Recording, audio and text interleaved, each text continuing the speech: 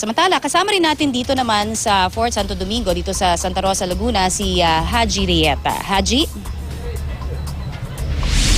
Yes, Connie, unang gabi nga ni Janet Lima Napoles dito nga sa Fort Santo Domingo, dito nga sa Santa Rosa, Laguna, at talagang nakita natin kung gaano kahigpit na ipinapatupad na seguridad nitong mga nagbabantay na miyembro nga ng Philippine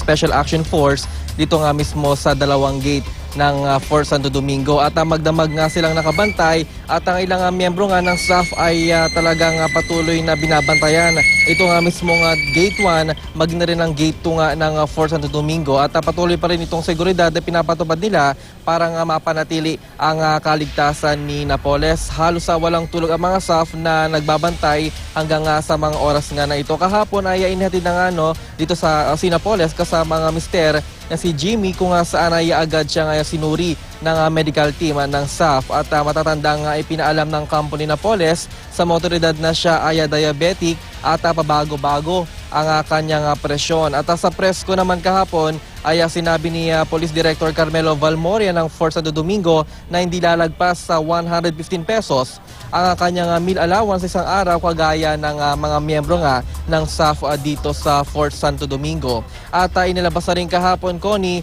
ang ilang larawan ng itsura ng detention facility ni Napoles, at isang itong bungalow type na bahay kung saan napapalibutan ng metal fences, at para na rin nga sa seguridad ni Napoles. Sa text message na ipinadala sa atin ni Valmoria ay tanging ang immediate family, doktor at legal counsel ni Napoles ang maaring dumalaw sa kanya sa oras na kapareho rin ng visiting hours sa mga regular na kulungan dito sa ating bansa. At sa ngayon nga, Connie, talagang nakita natin na maraming media rin ang nakantabay dito nga mismo sa harap ng Fort Santo Domingo, at patuloy pa rin nga itong seguridad na ipinapatupad ngayon dito, Connie.